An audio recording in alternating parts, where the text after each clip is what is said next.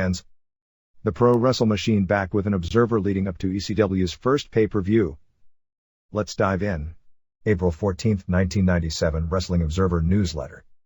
ECW first pay-per-view run-up. Spring Stampede pay-per-view. More. By Observer staff. Extreme Championship Wrestling runs its first pay-per-view show on April 13th. To some, it's the 6th of 7 shows, including the much-hyped Oscar de la Hoya vs. Pernell Whitaker fight the night before that everyone else was running away from competing with, in a run of 6 straight weekends with major combat pay-per-view shows. To some, it's the culmination of a dream. To some, it's the answer to some long-asked questions and something of a moment where fantasy meets up with reality and a real moment of truth. Within the industry, it is probably the most discussed pay-per-view show of the year. Certainly this particular show is more important to this company than any show, WrestleMania included, is to WWF or WCW. Even so, even the most optimistic ECW supporters recognize this show isn't going to do business at anywhere near the level of WWF, WCW, or even UFC. Let's deal with the first and probably most important question first. Will the show pull enough of a number to be successful? You can argue both ways. The debut shows of AAA, Pancrase, UFC, EFC and UWFI all garnered at least an 0.24 buy rate, which at this point I would think most in the pay-per-view industry would be happy for this show to pull. With the exception of AAA, none at the time of their debut show had any television coverage at all in the United States, and none except AAA really had anything resembling a core following when it ran its first show, which even its most ardent detractors have to realize ECW has at least that. By that rationale, one would think ECW should be able to do at least that figure. At the same time, we are just a few weeks removed from a WrestleMania by the WWF that delivered an 0.77 buy rate. Basically, for every 3 households that ordered WrestleMania in the markets ECW is available, one would have to order ECW for it to do break-even type numbers. When you consider that the ECW show is being provided in numerous markets where it has no following nor television whatsoever, and in most of its strongest markets, Long Island, Boston area, much of the Philadelphia metro area, it isn't available, nor are several dish providers carrying the show. By that rationale, one would think ECW doesn't have a chance. Will ECW go over the line with this show? Hell no. The series of wake-up calls that nearly cost them this show have been largely addressed. ECW knows exactly what it can and can't get away with, and for anyone to think at this point that Paul Heyman after all this work is going to blow it in this regard isn't paying attention. Yes, there will be blood. Yes, there will be swearing. No, nobody is going to take a knife and slice open an underage kid's forehead. No, they aren't going to set the building on fire. Yes, somebody probably will do a dive off the roof, or the ceiling, or the highest balcony they can find, through 94 tables. Yes, you'll see absolutely wicked chair shots and women with very little clothes on. Next question. What about a second show? In many ways, this show is a test. A test to see just how much interest there is, but it's a chance for ECW to prove itself in regard to the future. If this show delivers an 0.2 buy rate in the limited availability, while the show itself would not be profitable, it could be termed, well, not a failure, although it would also firmly establish them as a C-level pay-per-view player. There's little doubt a figure like that, barring a major catastrophe at the show, would lead to many of the carrier systems that decided to pass on this show due to the controversy to reevaluate their thinking. And if the entire pay-per-view universe will carry a subsequent show, ECW could conceivably break even or even make a few bucks on an 0.2. At the same time, most, but not all promotions have a significant decrease on their second pay-per-view show from their first. Anything less than an 0.2 on the first show is not a good sign for the future. Its oft-confused namesake, Extreme Fighting, just 2 weeks earlier, didn't come close to an 0.2 for show number 4 after debuting with a mildly successful 0.3. Pancrase started near 0.3 and was down to 0.1 on its second show. Although there are regional pockets where ECW wrestling has far more popularity than Extreme Fighting, on a national basis one would have to question whether that is the case. Certainly Extreme Fighting due to the controversy has received tons more media play and exposure, but ECW has a cult television show in some markets. The tension in and around ECW has never been greater. It came perilously close to all-out brawls among the wrestlers due to nerves being on edge both the past 2 weekends backstage at the shows. Several of those involved with the show privately admit they wish it was over so things could get back to, well, abnormal. Several wrestlers that have talked of leaving have been talked into staying at times with the promise of big money once the pay-per-view came. Few believe there will be big money now coming from this pay-per-view, but at the same time, it's really questionable how many guys will be leaving, because if you get right down to it, there isn't a lot of interest in the major promotions for most of the ECW crew. Rob Van Dam's leaving for WCW is pretty much expected by everyone, including the ECW fans who were chanting "You sold out" at him on the house show April 5th in Queens, New York. Van Dam has promised Heyman he would stay through a certain date, believed to be sometime in June, but Heyman believes Van Dam will likely be gone after that time. Sabu's reputation and perceived value in this business has pretty much hit the skids over the past year due to his track record, but there has certainly been a lot of discussion about him elsewhere, and he's floated leaving ECW to other companies, although the odds are he isn't going anywhere right now. Occasionally the major offices bring up Stevie Richards and Raven, but it's not like either are high on anyone's want list. The so-called New York clique, Taz, Tommy Dreamer, the Dudleys and Eliminators, likely aren't going anywhere for a variety of reasons. Heyman realizes that and has worked hard to keep them all strong and make them the cornerstones of the promotion, which has led to resentment from others in the company.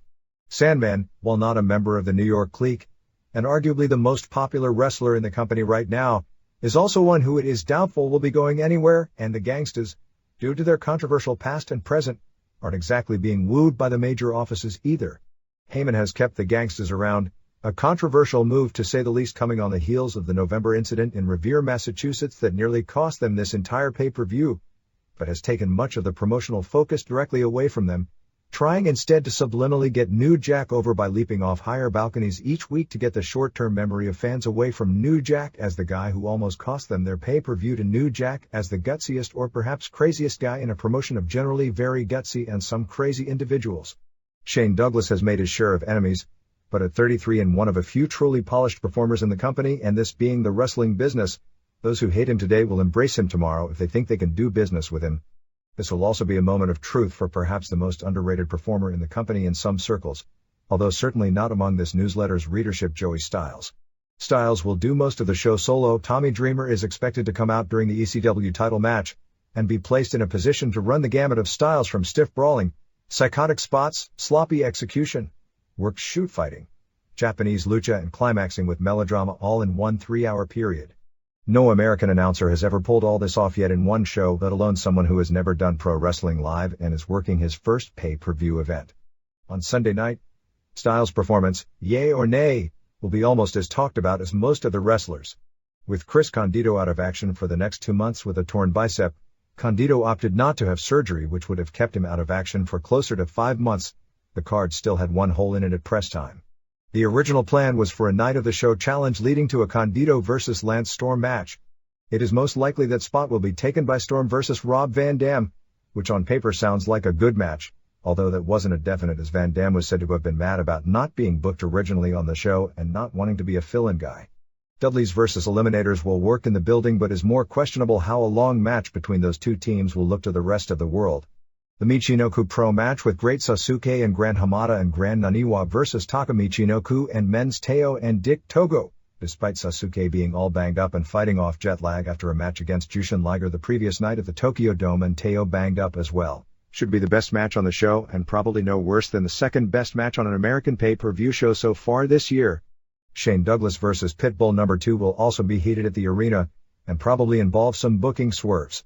Sabu vs. Taz will have a very difficult time living up to its hype, but will also likely involve a lot of booking swerves. Which leads us to Terry Funk. When Heyman came up with the plan to actually do this pay-per-view show after months and years of stalling the subject out, he already came out with the climax of the show. 20 years after Terry Funk lost the NWA World Heavyweight title in Toronto to Harley Race, at the time the almost undisputed biggest wrestling championship in the business, Funk would go on a quest for his final world title and, under the most dramatic of circumstances, pull it out for a tearful emotional explosion. Heyman even wanted the pay-per-view in early February so as to be almost 20 years to the exact date, February 6, 1977, of Funk's last run as the symbolic top man in the profession. Funk, who had largely decided he was done wrestling in the United States, was sold on the storyline of the 53-year-old hardcore legend. Actually, Funk turns 53 on June 30th, making a vow to his late father and battling against all odds and ending with one last stand. Ending with the symbolic belt crowning him the king of the hardcores, to the extent he embarked on yet another comeback. Much has changed since last October, although the television would lead one to believe the main focal point of the show's climax has stayed the same. Terry Funk has had numerous last stands before. In 1983, perhaps the single most emotional scene in the history of pro wrestling saw 13,000 fans weeping in unison as he had his final match in Tokyo. At the time, Funk said that he didn't want to be a pro wrestler at the age of 40 because during his career he'd witnessed too many top names hanging around too long, although part of the reason was that All Japan, his company, was losing a promotional war with New Japan due to how incredibly over Riki Choshu was, and this was Funk's way of doing his part, a big farewell tour climaxing in the most emotional moment of Japanese wrestling history, to combat the opposition. By late 1984 he was back in All Japan after an angle bringing him back involving Stan Hansen and the late Bruiser Brody. In 1987, after a serious back injury had crippled him to the point that even his friends wanted him out of the ring for good and all his cleverness in the ring wasn't enough to combat the effects of the injury, it looked like his career was going to end on a sad note. But in 1989 he came back with perhaps the most legendary run of his career against Ric Flair. When the run ended in November, Funk was again retired, this time by the company, after an I Quit match against Flair in Troy, New York, which drew what was at the time the single largest viewing audience for a match in the history of cable television and was arguably the single greatest performance of his illustrious career. But once again, he came back, and many credit him as being the foundation of the early building of ECW from just another third-rate indie to the cult phenomenon it later became, with himself as the undying legend putting on incredible performances and putting over and in many ways making the ECW local stars into legitimate names like Public Enemy, Shane Douglas, and Sabu. Not that everything was all altruistic. At one point Funk, with basically no warning, no-showed an ECW arena show when he was in the main event, basically walking out on the promotion. Another wrestler doing the same thing would be buried 6 feet deep, but with Funk it was handled delicately since Heyman had the knowledge there would come a day he'd need him again. Which happened time and time again.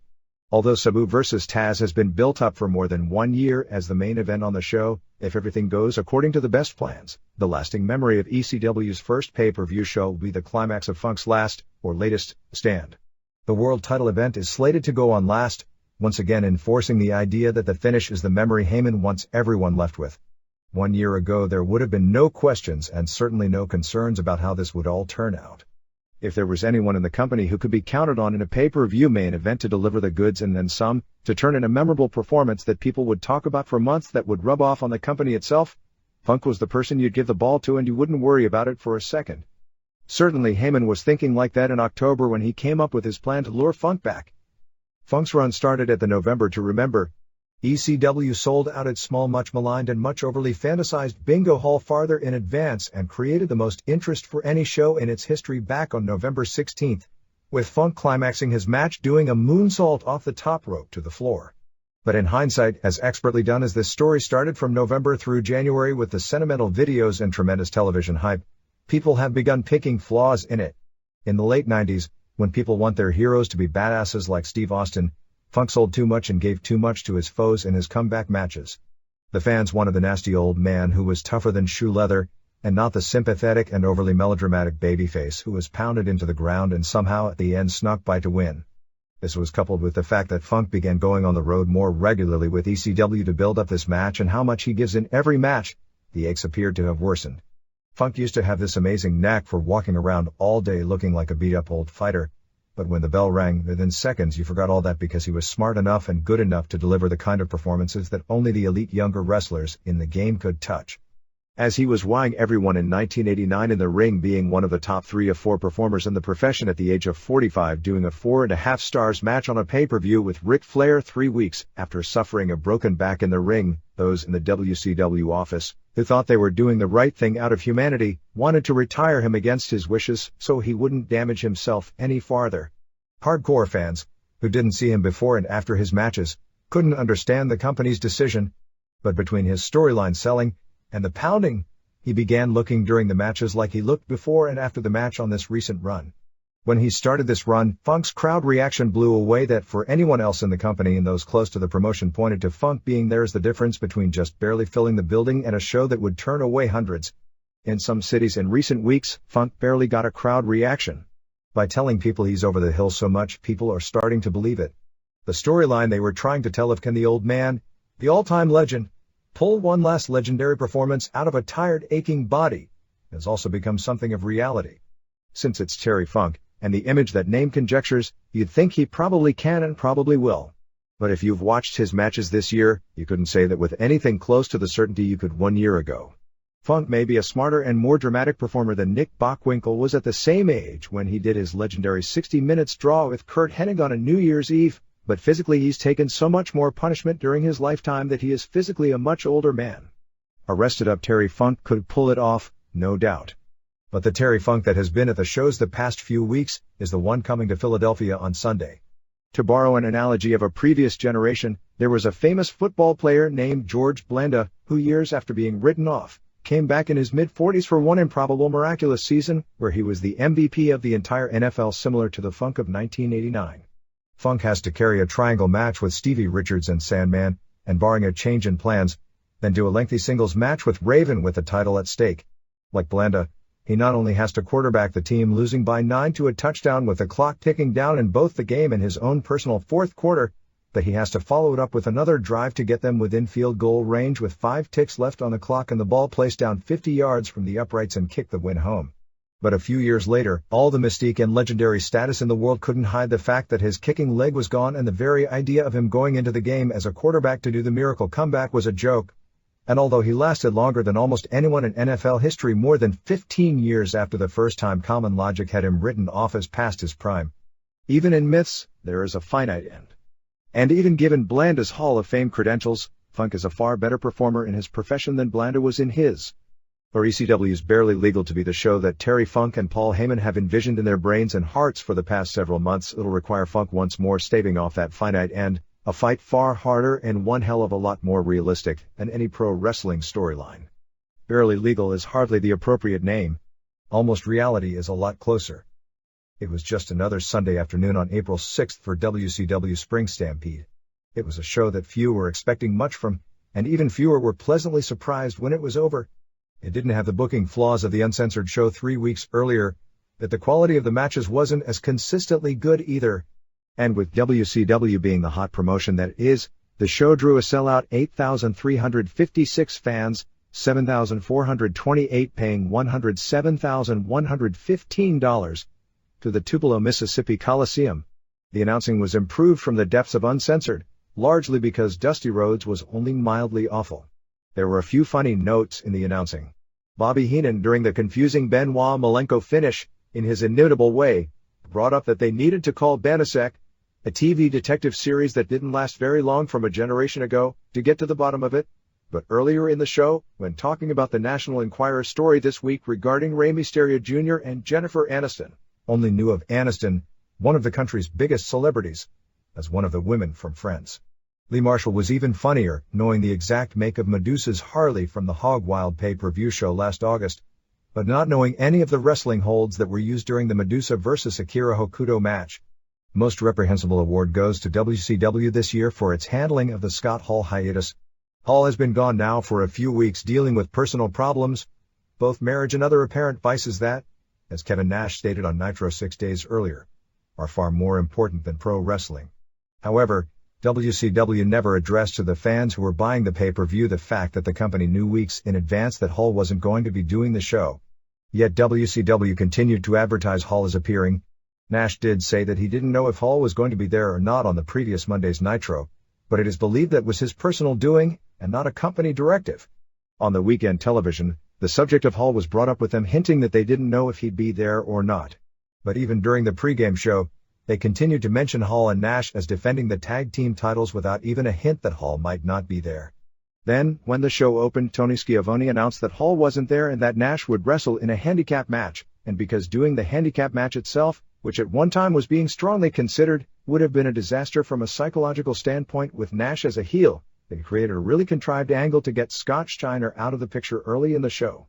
The opener was a singles match involving two of these three women, Meiko Satomura, Toshie Uematsu and Sonoko Kato, from the Gia promotion. Nobody seemed to know which two or who won, or if it was any good. 1. Rey Mysterio Jr., Oscar Gutierrez, pinned Ultimo Dragon, Yoshihiro Asai, in 14:55. An excellent match, better than their Hog Wild pay-per-view match but not as good as their World War III match. Sonny Ono wasn't at ringside for this match. They toned down the high-flying greatly but showed that they're good enough with the mat work now that they can do that and still have a great match.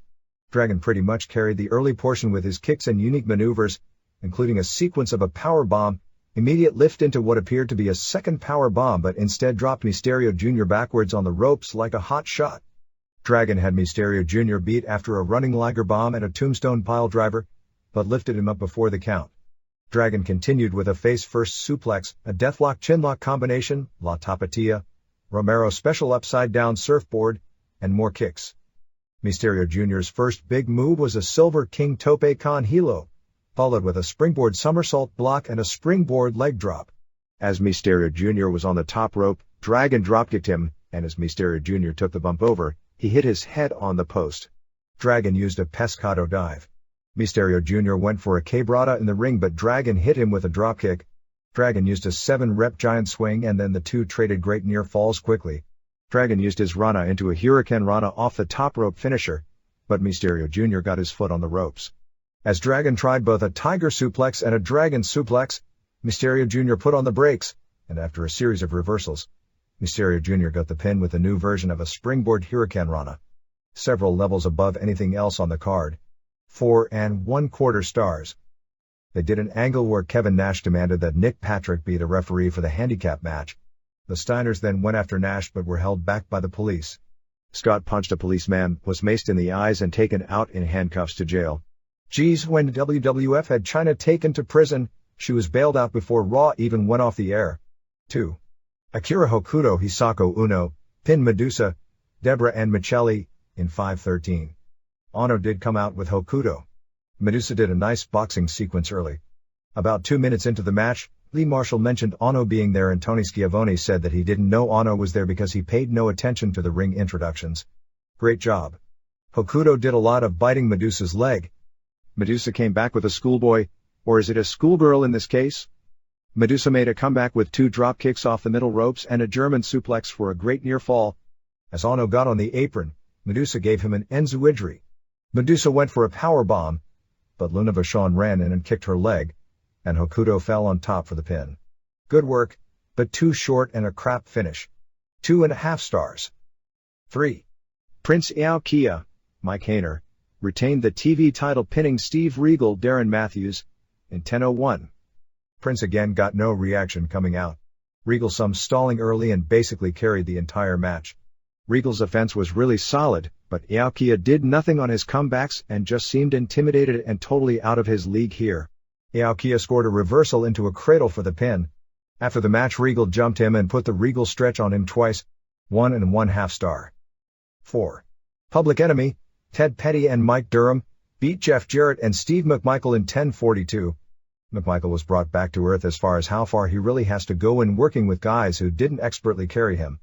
It was mainly a 4-way brawl, but not much of one. Finish saw Johnny Grunge put Deborah McMichael on the table. Jarrett saved her with a chair shot, which Grunge barely sold. Grunge then put Jarrett on the table and went for an elbow drop off the top, but Jarrett moved and he went through the table for the best spot of the match. The match turned into a total mess at this point. Rocco Rock got the briefcase and when Jarrett put Grunge in the figure 4, Rocco hit Jarrett with the briefcase and Jarrett collapsed with his shoulders on the mat while still holding the figure 4. 1/4 star. 5. Dean Malenko Dean Simon went to a no contest with Chris Benoit in 17:56 so Malenko retained the U.S. title.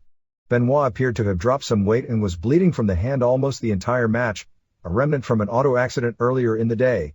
What they did was solid, but this match was a huge disappointment considering the talent involved because the booking never allowed them the chance to really pick the excitement level of the match up. The best spot was Benoit doing a one-arm Karl Gotch lift off the short arm scissors into a back suplex. Benoit also did the reverse vertical suplex that Conan invented years back in Mexico. Just as the match started gaining momentum, it was ruined by so many run-ins, they all lost their effect. Jacqueline attacked Nancy. Jimmy Hart stole the U.S. title belt. Arnold Anderson clocked Malenko. Then Anderson stepped out of the way and allowed Kevin Sullivan to hit Benoit with a stick. Eddie Guerrero with his arm in a sling from a torn pec came out as well. Malenko saved Benoit by punching Sullivan, and at this point the match was thrown out. Sullivan took the bump onto Guerrero, who looked less than thrilled with a flying body coming at him while he was hurt. Hart put the title belt on Guerrero's shoulder and he and Sullivan and Jacqueline all dragged Guerrero out, making it look like it was Guerrero who stole the belt. doing the Patty Hearst kidnapping and robbery angle from a zillion years ago. Malenko then told Benoit he, presumably Guerrero, wasn't supposed to be here. 3¼ stars. 6. Kevin Nash pinned Rick Steiner, Robert Reach Steiner, in 10:20 to retain the WCW Tag Team titles in a singles match. 6 and Ted DiBiase were in Nash's corner and Nick Patrick was referee. 6 pulled down the ropes early and Steiner took a bump over the top. DiBiase was punching Steiner outside. Nash used the jackknife but Steiner kicked out. He set up a second one but Steiner responded with a low blow. Steiner used his bulldog off the top rope finisher but Nash kicked out. The announcers called it as if Patrick stopped the count because Nash's shoulder didn't get up on time. However, on video it was clear Nash kicked out. 6 then undid the padding on the turnbuckle, a little on the slow side, so DiBiase came to help him. Nash used his snake eyes on Steiner on the exposed metal twice. At this point DiBiase told Nash it was enough and to pin him. Nash yelled at DiBiase saying he'd decide when it was enough. DiBiase walked out. Nash did it a third and fourth time and went for the pin after a jackknife. Patrick at first didn't want to count the pin, but finally he did. 1½ star. 7. Lex Luger, Larry Full, won what was billed as a Four Corners match but was really a tag match with he and the Giant, Paul White, beating Harlem Heat, Lane and Booker Huffman, in 1818. With the exception of a 1-minute segment with Luger versus Giant and then each tagging out having Booker T versus Stevie Ray, it was a traditional tag match. With the ridiculous rules, winner of the first pin gets the title shot, it made no sense at all from a booking standpoint. With Sherry directing Booker and Stevie, shouldn't one of the three have figured out if one just laid down, the brother would get the title shot? Instead, they made a big fuss when they were in there. And if Giant was going to give Luger the title shot at the end, why didn't he lay down for him? Anyway, most of the match saw Luger was worked over until he made the hot tag. Giant destroyed both guys and had Ray beat, but graciously tagged Luger, who racked Ray to earn the title shot, presumably at the June pay-per-view. Match was boring. 1 star. 8. Diamond Dallas Page, Paige Falkenberg, pinned Randy Savage, Randy Poffo, in 15:38 in a no DQ match. Even though the pre-match hype listed the Four Corners match as the main event, this was given the main event trappings, Michael Buffer, on last, most elaborate ring entrances. Both worked hard because at this point the show was a total blah and it was a good move putting them on last so at least fans would leave with a good main event. Both worked real hard, with Savage looking the best he has in a long time and Page really getting the timing of when to make his moves down impressively. Kimberly was even very impressive in her role, particularly the way she sold when Savage was about to attack here. As in the past, she overacted a lot. Savage used the chair that Michael Buffer was sitting on, and then attacked Dave Penzer and used his chair on Page and slapped around and stomped Penzer. Savage went back out and threw down Penzer, who was still selling the first attack. He grabbed the ring bell reminiscent of the 1986 Savage Ricky Steamboat angle and went to the top, but Kimberly grabbed the bell from him. When Savage came off the top, Page got his feet up. He went for the diamond cutter but Savage turned it into an attempted backslide.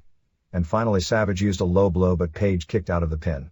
Savage then went after ref Mark Curtis, slapping, kicking and pile driving him. He took Curtis' belt and began whipping him and threw him out of the ring. Savage did his elbow off the top but no ref to count the fall. Nick Patrick came out, and Page hit the diamond cutter out of desperation and got the pin. After the match, Nash attacked Patrick and gave him a jackknife for counting the fall. Eric Bischoff, Ted DiBiase, 6, M. Wall Street, Vincent, Imposter Sting, Scott Norton and Marcus Bagwell all showed up for their cameo. Savage went after Kimberly and was about to punch her. The entire audience at this point began looking to the ceiling since they'd spent the show teasing Sting anyway. This left the show on a flat note since they didn't deliver on the tease, so it made no sense to tease it. It wound up with Bischoff trying to stop Savage from hitting Kimberly, so Savage threw down and hit Bischoff as the show went off the air, with Bischoff again being listed in the final credits as Senior Vice President of WCW, something in the storyline he's supposed to have been removed from many weeks back. 3¼ stars. Frontier Martial Arts Wrestling, FMW, announced the complete lineup for its April 29th show at the Yokohama Arena, which will be its biggest card of 1997. Traditionally, the FMW major show is at nearby Kawasaki Baseball Stadium, capacity 52,000, and they've sold the building out several times in the past, but since it is being remodeled, they've moved the show indoors to the 17,000-seat arena. The top drawing match on the show will be a street fight death match with the American FMW Funk Masters of Wrestling team of Cactus Jack and Terry Funk, and the Gladiator vs. Original FMW with Atsushi Onita and Masato Tanaka and Wing Kanemura. However, the scheduled main event will be a barbed wire electrified dynamite women's death match with Shark Tsuchiya defending the WWA women's and independent women's titles against Megumi Kudo. Kudo, 27, who has been the top female star of FMW and pushed as something of a beauty queen in some circles in Japan almost since its inception, will be retiring after this match, so the promotion out of respect for her is making her final match higher on the show than Onita and Funk's match. The remainder of the show will have a mask versus hair match with Hayabusa versus Mr. Ganasuke, a six-man street fight world championship match with Gedo and Jado and Hiromichi Fuyuki defending against the Headhunters and Hisakatsu Oya, Jinsei Shinzaki, Hakushi versus Super Leather, Mike Kirchner, an interpromotional 10 women's match with Michiko Omukai, LLPW, and Chikako Shiratori, JD, and Yoko Ikeda, FMW, Re-FMW, and Kaori Nakayama, FMW versus Linus Ashka, JD, and Michiko Nagashima, LLPW, and Il Sawai, LLPW, and Miss Mongol, FMW, and Crusher Maidamari, FMW, Koji Nakagawa versus Katsutoshi Niyama, Mr. Pogo 2 and Tetsuhiro Kuroda versus Crypt Keeper, Jose Estrada Jr., and Flying Kid Ichihara, and the opener has Ricky Fuji and Ricky Morton and Hayato Nanjo versus Hideki Hasaka and Haido and Dragon Winger. Results: March 28, Mexico City Arena, Mexico, EMLL, Ultimo Dragon Cheeto and Mascara de Magica B. Puqueno Pierroth and Damian Cito, Valencia and Karloff Lagarde Jr. B. Astro Ray Jr. and Ultraman Jr. Elimination match Leo Del Santo and El Texano and Dr. Wagner Jr. and Shocker and Mr. Niebla and Mascara Magica and La Fiera B. Silver King and Negro Casas and Dandy and Scorpio Jr. and Black Warrior and Mano Negra and Felino. Fiera Final Survivor Steel, Sean Morley, and Foreign Exchange Jose Estrada Jr., and Leatherface, Rick Patterson, B. Rayo de Jalisco Jr. and Brazo de Plata and Atlantis. March 28, Cuernavaca, Promo Azteca, Kamikaze and Rayo Tapatio 2 B. De Mente and Caballero Aguila, Taurus and Arantia B. Skyd and Rayo Tapatio 1, Andy Barrow and Ultimo Guerrero and Ultimo Rebelde B. Tarzan Boy and Vaquero Romo and Antifaz del Norte, Los Villanos 2 and 4 and Angel Azteca B. Blue Panther and Universo 2000 and Mascara Año 2000 DQ. Cien Cars and Pirata Morgan and Pantera del Ring B. Mascara Sagrada and Lizmark Jr. and Zorro. March 28, Nesahual Coyotl, AAA, Mascara Sagrada Jr. and Super Muñeco B. Pero Aguayo Jr. B. Los Payasos, Mascara de Sagrada Jr. and Super Muñequito and Mini Octagon B. Mini Goldust and Mini Mankind and Mini Pentagon DQ, Leon Negro and Sagrada Jr. and Muñeco B. Payasos DQ, Mexican Middleweight title Pentagon B. Octagon to win title, Cage match Pero Aguayo and Pero Aguayo Jr. B. Pierroth Jr. and Mosco de la Merced. March 29, Charleston, West Virginia WCW, 6398, La Parca B. Julio Sanchez, Scotty Riggs B. Terry Taylor, Psicosis B. Super Calo, U.S. title Dean Malenko B. Chris Jericho, The Giant and Lex Luger B. Conan and Kevin Nash, Diamond Dallas Page B. Randy Savage. March 29, Nashville, USWA, 350, Tank B. Larry Valentine, Bobby Bolton B. Mike Samples, USWA tag titles Recon and Interrogator B. Flash Flanagan and Billy Travis, Stephen Dunn B. the Commandant, Brian Christopher and Dutch Mantle B. Elijah and Mabel. March 29, Cloverdale, British Columbia, International Championship Wrestling, Jerry Morrow B. Rockford, T-Man B. Bad News Allen and Moondog Moretti, Samito B. Buddy Wayne, Thunder Warrior B. Mr. X, Timothy Flowers B. Randy Taylor.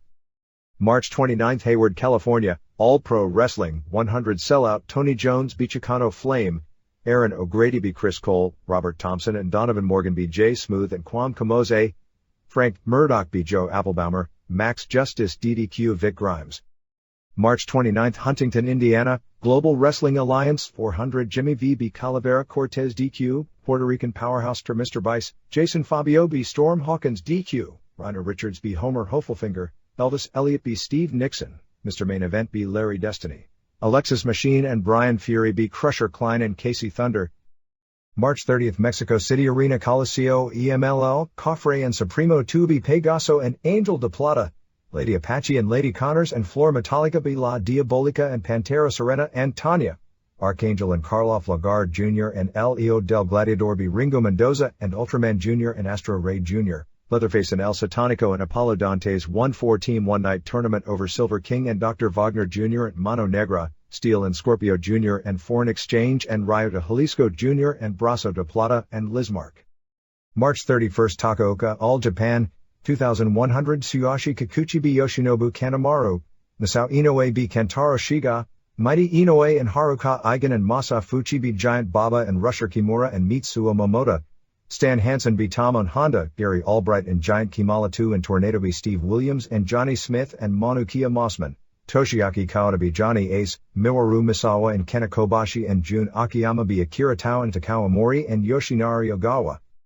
April 1 Johnson City, Tennessee, WCW Saturday Night Tapings 3854, Malia Hasaka B Sonoko Kato, Rey Mysterio Jr. B Chavo Guerrero Jr., Diamond Dallas Page B Scott Armstrong Booker TV Rick Fuller WCW TV title Prince Aokia B David Taylor, Public Enemy B La Parka and Villano 4, Lex Luger B T Rantula High Voltage B Galaxy and Cyclo, Greg Valentine B Buddy Lee Parker, Bobby Eaton B Steven Regal DQ, Faces of Fear B Big Al, 911, and T Rantula, Jeff Jarrett B Villano 4, Max B Roger Boone, Roger Anderson Chris Jericho B JL, Chris Benoit B Scotty Riggs Harlem Heat B Scott and Steve Armstrong, Kevin Sullivan NC Hardbody Harrison, Lex Luger and Giant B Power Company Mortis B Steve Armstrong, Conan and Hugh Morris B Psychosis and Parka, Glacier B Parker.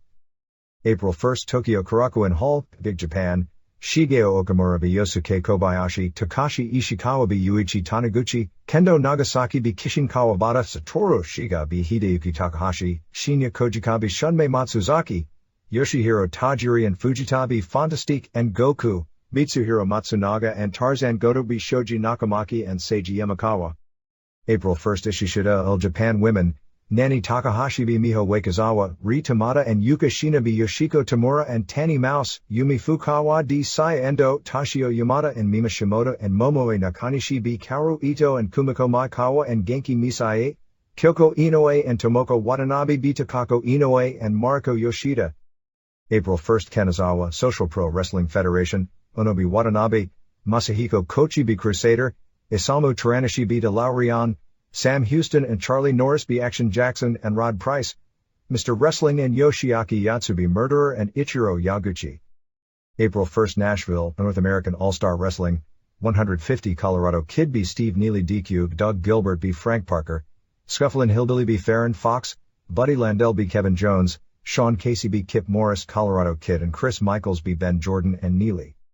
April 2 Osaka Furitsu Gym, All Japan, 4,400 Giant Kimala 2 B Masao Inoue, Giant Baba and Rusher Kimura and Mitsuo Momota B Haruka Eigen and Masa Fuchi and Mighty Inoue Tornado and Hayabusa B Kantaro Shiga and Manukia Mossman, Yoshinari Ogawa and Akira Tao B Johnny Ace and Johnny Smith, Tama and Honda and Takao Omori B Yoshinobu Kanemaru and Kena Kobashi, Jun Akiyama D Stan Hansen 30 minutes, Toshiaki Kawada B Gary Albright, Steve Williams B Mitsuharu Misawa. April 2 Hara All Japan Women, Mio Wakizawa B Miyuki Fuji, Yukashina and Momoe Nakanishi B Tanny Mouse and Nani Takahashi, Yoshiko Tamura B Yumi Fukawa, Manami Toyota and Mariko Yoshida and Ri Tamada B Tomoko Watanabe and Kumiko Maikawa and Saya Endo, Takako Inoue and Kaoru Ito B Kyoko Inoue and Genki Misae.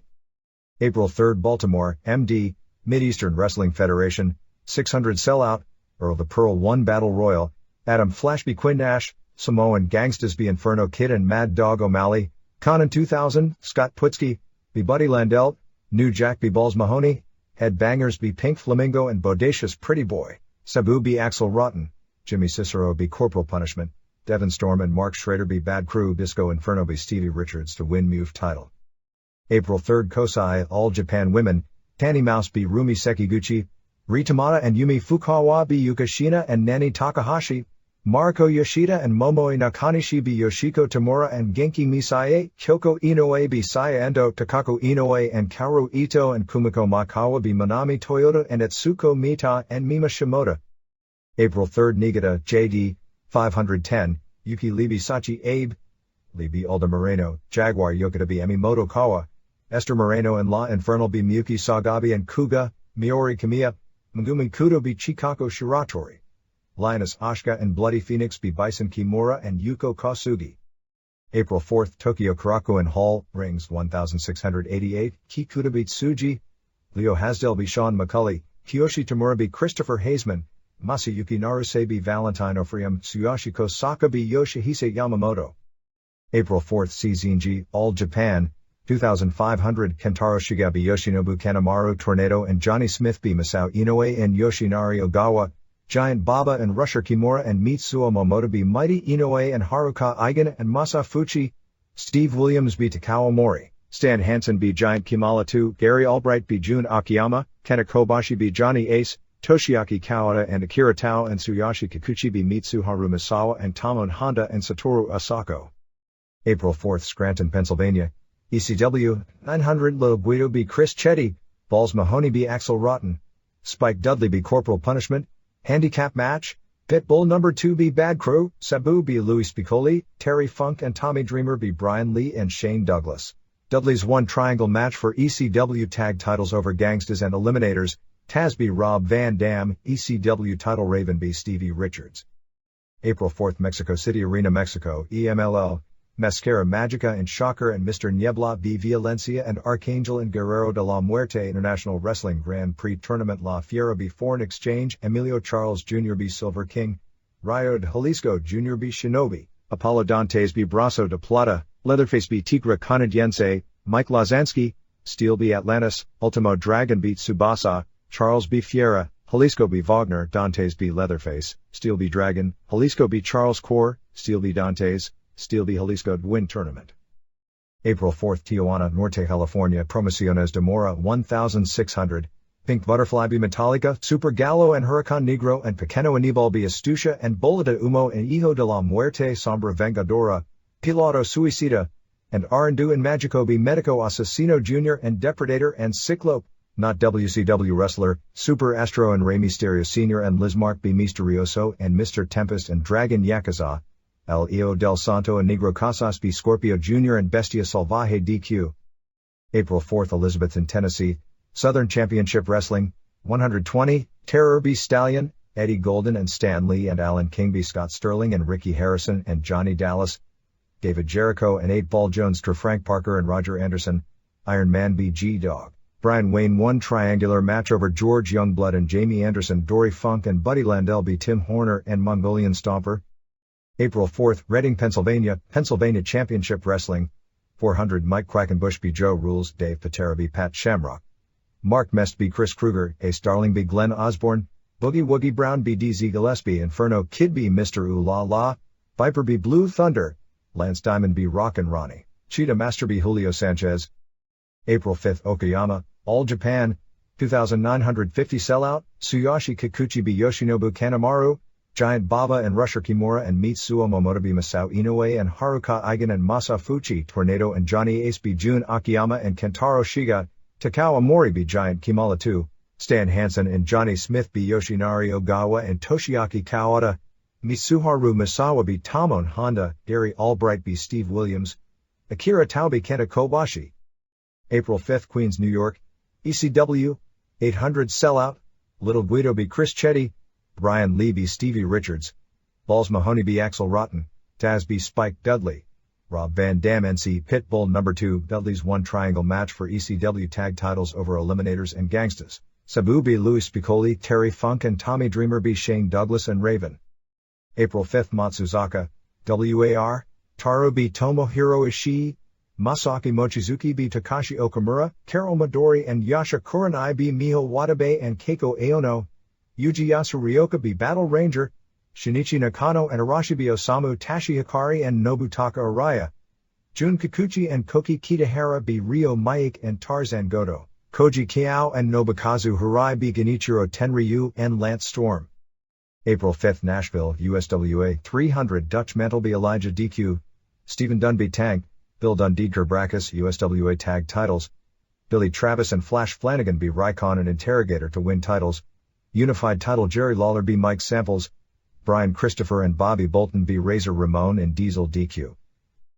April 5th, Everett, Massachusetts, Empire Pro Wrestling, 1223, Steve Bradley beat Alex Payne, Irish Leprechaun beat Mr. Fu, Robbie Ellis beat Kid USA, Scott Taylor beat Brian Walsh, Dark Warrior beat Star Warrior, Brittany Brown b. Brandy Alexander, Funny Clown b. Sweet Soul Brother, Richard Byrne b. Pierre the Mountie, Not Carl Ouellette, Warlord b. Astroman. April 5, Westville, New Jersey, WWA, Bill Wild b. John Black, Mike Golden b. Little Joe, Chuck Sloan b. Stung, King Kong Bundy b. Billy Dreamer, Emalian Plias b. East LA and Wild. April 6, Muncie, Indiana, WWF Monday Night Raw / Shotgun Tapings 3353, Owen Hart and Davey Boy Smith b. Godwin's 1 1/4 stars, Steve Austin b. Billy Gunn 1 1/2 star, Head Bangers b. Barry Horowitz and Freddie Joe Floyd, Ken Shamrock b. Vernon White, Vader b. Frank Stiletto, Austin b. Mankind 2 1/2 stars, Billy Gunn b. Floyd, Bart Gunn b. Leif Cassidy DQ, Owen Hart and Smith b. Horowitz and Bob Holly, Godwin's b. Road Warriors, Mankind and Vader b. Head Bangers DQ, WWF Tag Titles Warriors b. Hart and Smith DQ. April 6, Himeji All Japan, 2200, Tsuyoshi Kikuchi b. Tornado, Mighty Inoue and Haruka Eigen and Masa Fuchi b. Giant Baba and Rusher Kimura and Mitsuo Momota, Tamon Honda b. Takao Mori, Giant Kimala 2 and Gary Albright b. Yoshinari Ogawa and Akira Tao, Stan Hansen b. Johnny Smith, Jun Akiyama b. Johnny Ace, Mitsuharu Misawa and Kentaro Shiga b. Kena Kobashi and Yoshinobu Kanemaru, Toshiaki Kawada d. Steve Williams 30 minutes.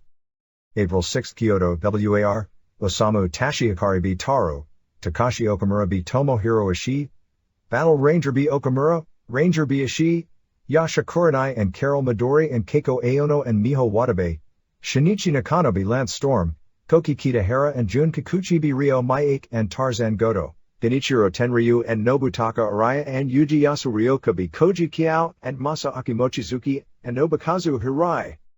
April 6, Osaka, JD, 420 Chikako Shiratori 1 Battle Royal, Yuko Kosugi b. Esther Moreno, Jaguar Yokota b. Yuki Lee Bison Kimura b. La Infernal, Bloody Phoenix and Lioness Ashka b. Miyuki Sagabe and Kuga.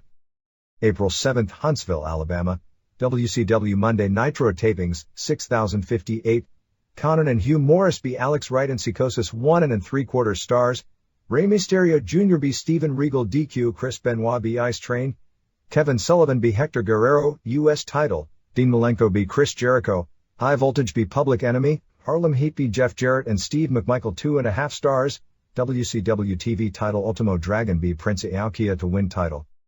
April 7, Totori, All Japan, 2800 Tornado b. Yoshinobu Kanemaru, Tsuyoshi Kikuchi b. Johnny Smith, Giant Baba and Rusher Kimura and Mitsuo Momota b. Masao Inoue and Haruka Eigen and Masa Fuchi, Giant Kimala 2 b. Tamon Honda, Johnny Ace and Steve Williams b. Takao Mori and Jun Akiyama, Toshiaki Kawada and Yoshinari Ogawa b. Kentaro Shiga and Kena Kobashi, Stan Hansen b. Gary Albright, Mitsuharu Misawa b. Akira Tao.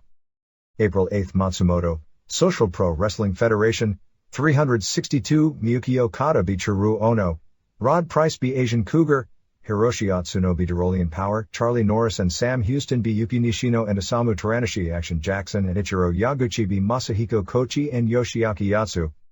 Special thanks to Tim Whitehead, Trent Van Drysa, Greg Seagraves, Manuel Gonzalez, Joe Grana, Georgianne Macropolis, Steve Dr. Lucha Sims, Sarah Moore, Dominic Valenti, Ron Higgins, Greg John, Paul Verlander, Faye Ferguson, Jesse Money, Hernan Villarreal. Japanese Television Rundown. March 23, New Japan. 1. Jushin Liger pinned Masayoshi Motegi to retain the J-Crown in 1605. The second half of the match aired on television. Motegi didn't bring much to the match, so Liger pretty much had to carry it to a good match by himself. Still, Liger didn't get as much out of Motegi as Great Sasuke did last year at the J-Crown tournament. Liger mainly slapped the hell out of Motegi before Motegi made a comeback and got near falls with moves like a powerbomb, German suplex and tombstone piledriver.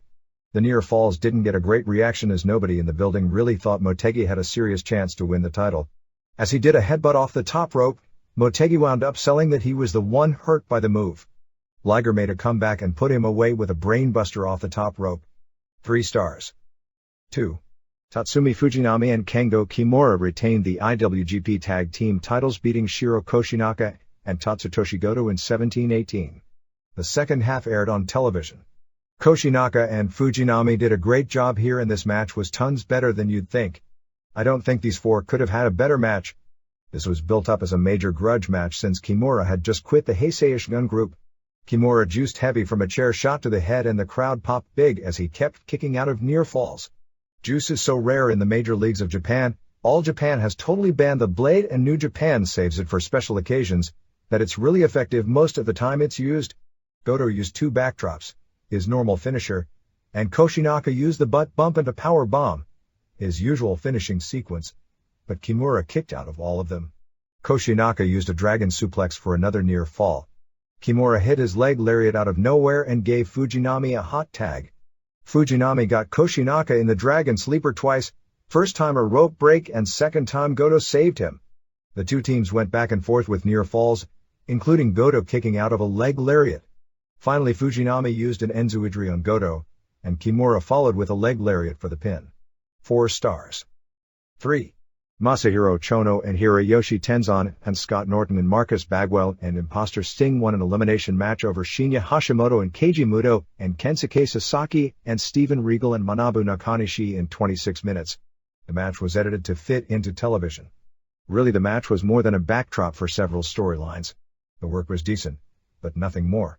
The first storyline involved lead announcer Tsuji, who has had a big feud with Chono for a while, and who got spray-painted NWO on the previous television show by Bagwell.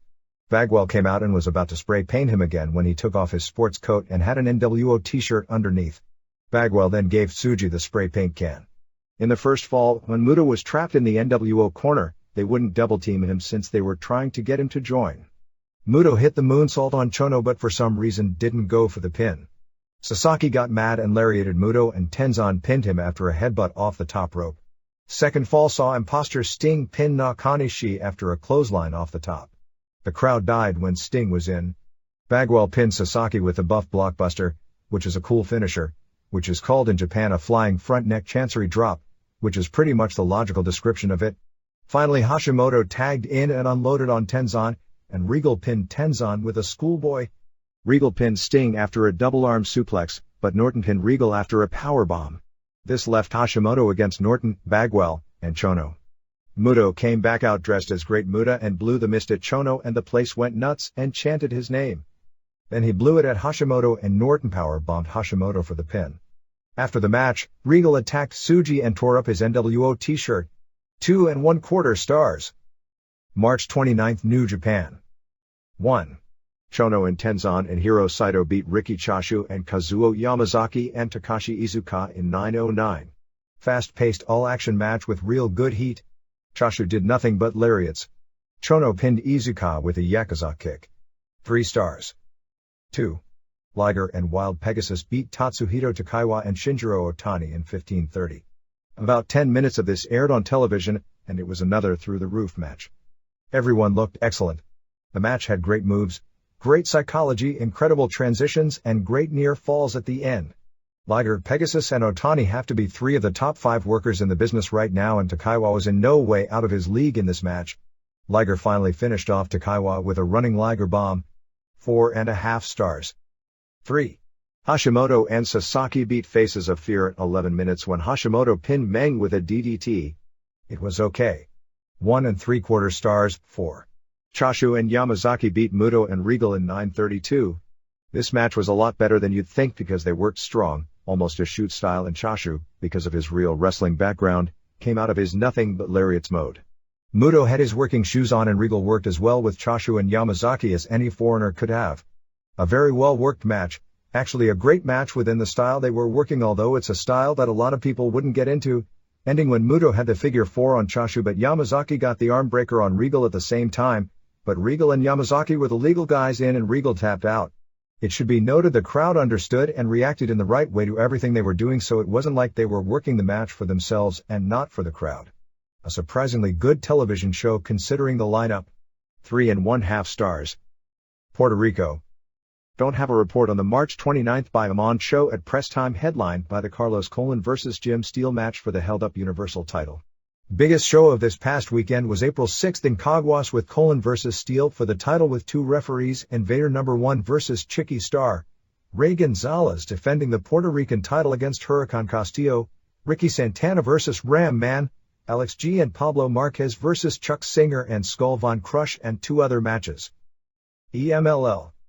The 4th Annual International Grand Prix Tournament on April 4 at Arena Mexico was won by Steel, Sean Morley of Canada, who beat with clean fall in succession, Atlantis, Ultimo Dragon, Apollo Dantes and Rayo de Jalisco Jr. People are comparing Steel to a circa 1985-86 Lex Luger as far as being real green with a good body. Fans didn't get into him at all even with the push, as they are grooming him for a shot at Rayo's CMLL World Heavyweight title shortly, but his reaction was lukewarm at best.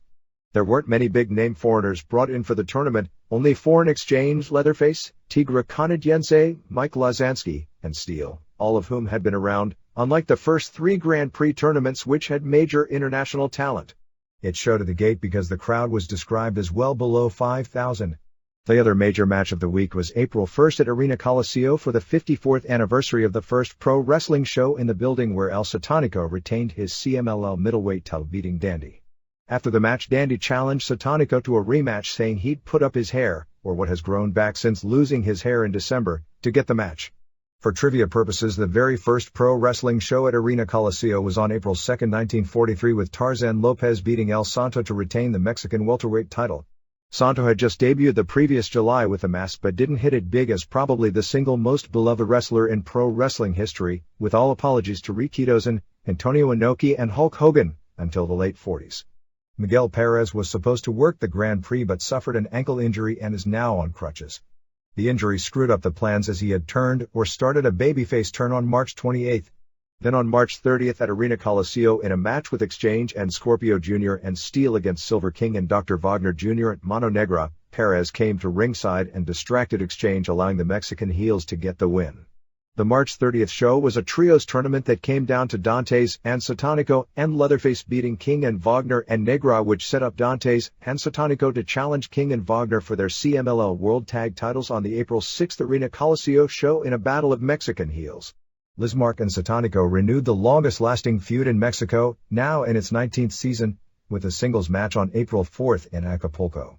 Shocker is expected to tour Germany later this year for Otto Wanz.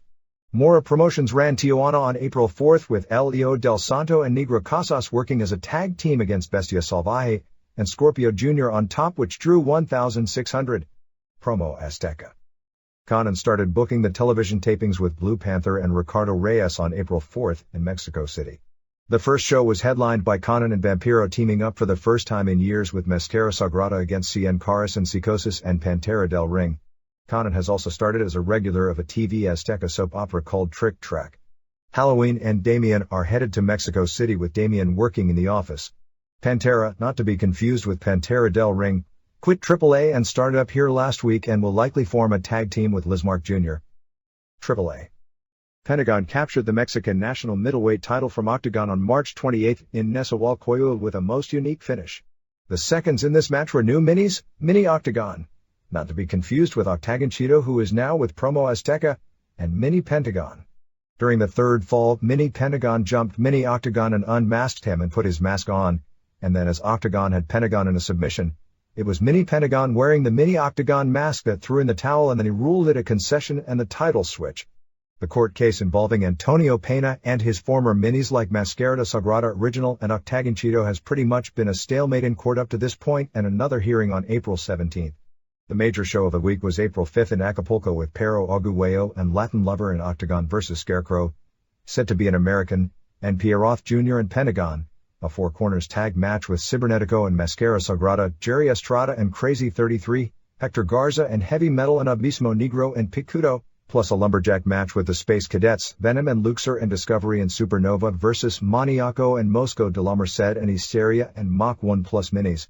They will be doing a television taping on April 18 in Tijuana at Auditorio Municipal with Pero Arguello and Connect and Cibernetico vs. Jake Roberts and Pierroth Jr. and Killer, Latin Lover and Hector Garza and Leon Negro vs. Jerry Estrada and Abismo Negro and Schizophrenia and Mascara Sagrada Jr. and Super Muñequito and La Parquita vs. Mini Vader and Mini Mankind and Mini Goldust.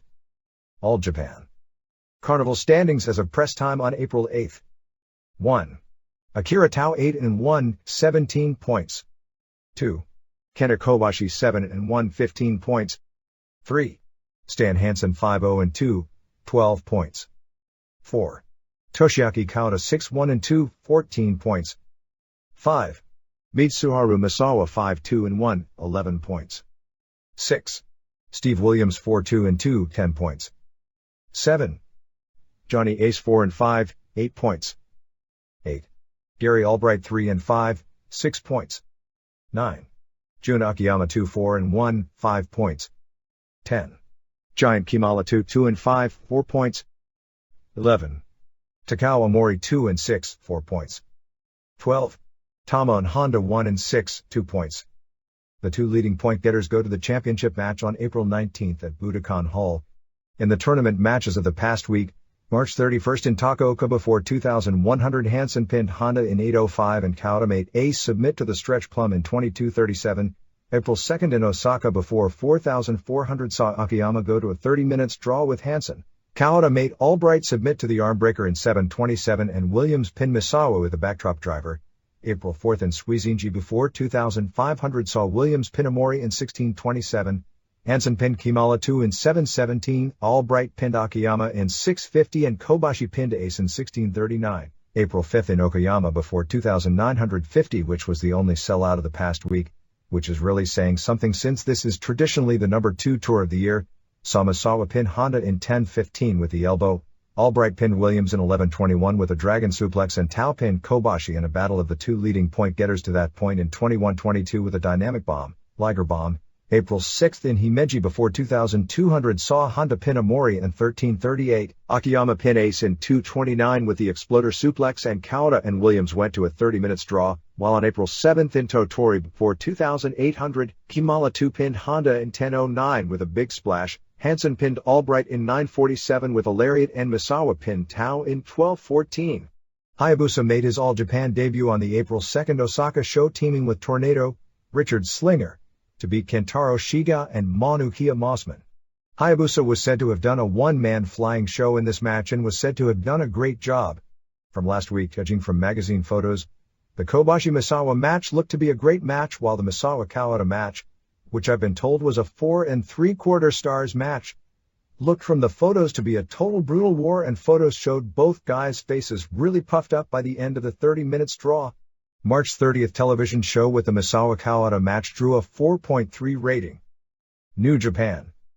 With no shows the past week, most of the focus has been on building up Naoya Ogawa for the April 12th Tokyo Dome match.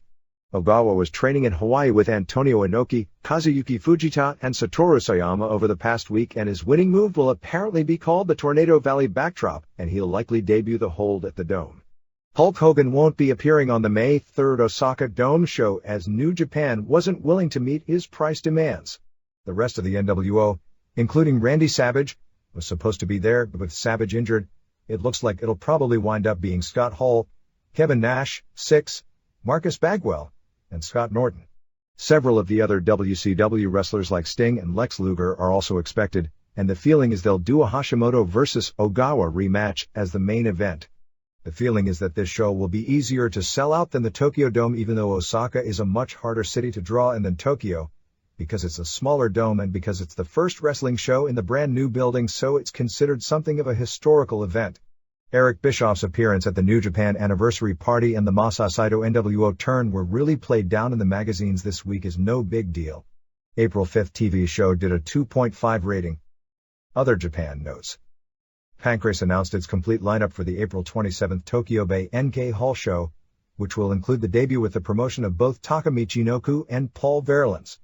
Either of those two appearing on a Pancrase show is something between intriguing and mind-boggling, particularly in the case of Verlins, who has very limited standing skill and virtually no ground submission skill, but is tons larger than anyone Pancrase has ever used.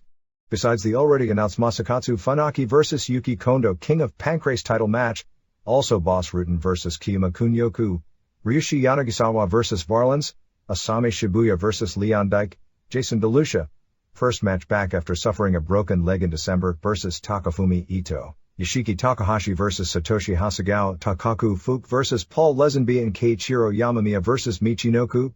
They also announced 3 matches for the May 24th show in Kobe with DeLucia vs. Takahashi, Fuke vs. Semishult and Kim Jong-wen vs. Ito. Rings ran on April 4th at Korakuen Hall before 1,688 with several interesting results. In the main event, Tsuyoshi Kosaka won via decision after going 30 minutes with Yoshihisa Yamamoto, which has to be considered a major upset. Valentino Freem of Holland lost to Masayuki Naruse in 12:05. This was a rematch of their match on February 2nd, which was a shoot match where Naruse was expected to win but got his eye busted open by a knee and the match had to be quickly stopped. Don't want to speculate on this until seeing the tape. Kiyoshi Tamura beat Christopher Haseman of Australia, who has been recently on the Mars pay-per-view and also the Australasian UFC where he went to the finals losing to Mario Sperry.